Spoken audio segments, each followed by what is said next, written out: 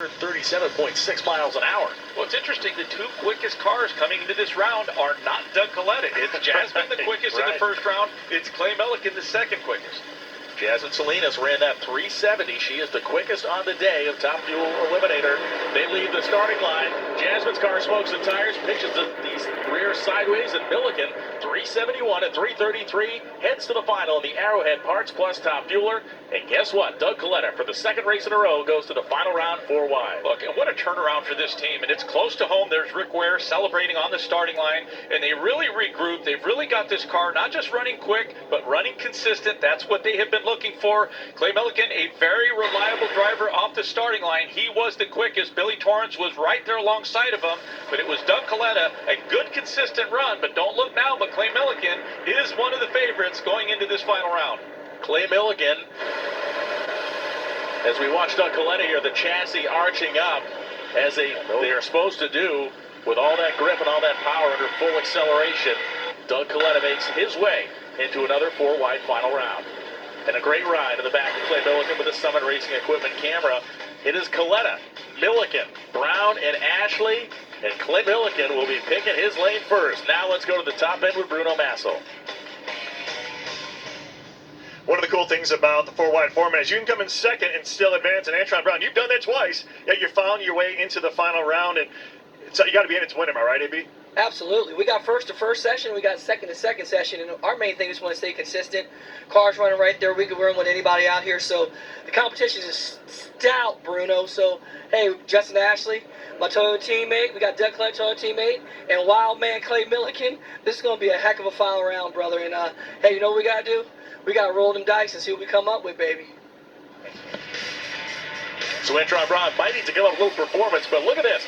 Dave Richards warming his car up with his father's vintage aluminized fire mask with the breather cans on it. OG. It's such a cool look. However, it doesn't offer the best protection. We found that out many, many years later, but what a classic look. The Nitro Funny Car's second round is coming up next, and he'll be a part of it with a modern mask on. J.R. Todd have to do. Well, J.R. Todd is very consistent, but he's the third quickest car. John Ford second. Believe it or not, the snap-on car in that number 3 lane had quick. All right. Forget about what these cars didn't qualify. You just go back to what they did in conditions. Hasn't really changed much. That means the snap-on team right now in this heat race have a slight edge. Danny Hood is in the lane, and he went ham on everybody with this car on Friday night with that 382. We'll see if he can find the knife again. They're all lined up. All gonna be green and gold. All get green. Alexis smokes the tires early. John Force and J.R. Todd roaring side by side. 391.4 at 330. Force goes to the final. 393.3. Todd goes to the final, and he hole shots Cruz out of the way. You can see it right off the starting line from that side view. You can see that a driver that reacts quicker off the starting line, he has a built-in advantage. That is performance, and that is performance that was able to hold the lead. You can see the DHL car quickest off the starting line. John Force not far behind him. But the two best performing cars were the snap-on car right alongside of John Force, but it was J.R. Todd's quick reflexes that earned him a final round appearance. A well-driven race, and for Cruz Bedregon, just not quite enough. You can see the green tint of the header flames there. It might have been touching a head gasket or something as they got late in that run, but for J.R. Todd, he was just about half a car length behind that Camaro. There will be a Chevrolet, there will be a Toyota in the final round, and there will be a Toyota driver in the Top Fuel final. Doug Coletta's with Bruno.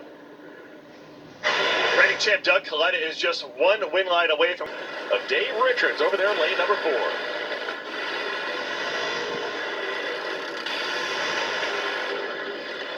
You know, the Richards car ran a low 4. Tasca smokes the tires. Oh, side by Richards side. smokes the tires, and Matt Hagan and Dan Wilkerson will make the final round. An 87 for Hagan. Those are the kind of numbers they wanted to see. And a 390 for Dan Wilkerson. Well, the tuner is starting to find the range. That is the quickest run in this semifinal round. It came by way of Matt Hagan and that Dodge. Second off the starting line was Bob Tasca, but we can see his car just lose traction early. It went to the well one more time. You can see him off the throttle, back on the throttle. But in the lane number 2, On the other side of the barrier from Tasket was Dan Wilkerson, not making any mistakes, slowing down 200s from what they did in the first round, but this is what you call smart racing. They made the adjustment. See all the wheel English that the driver is giving it. The car from the outside seemed like it was going straight, but that is the work that a funny car driver has to put in. A well-driven piece there by Dan Wilkerson as seen on the Summit onboard camera. Force, Todd, Wilkerson, and Hagan. The final round of Nitro Funny Car, and Matt Hagan will be picking lanes 1 through 4. He gets to make that decision. How about John Force? He's still doing it. He's still doing it well, and now he's talking to Bruno.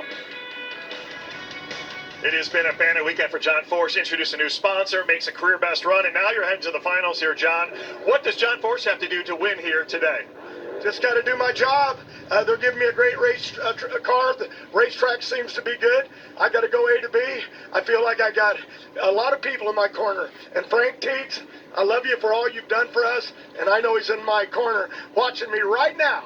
And we'll just see where this goes.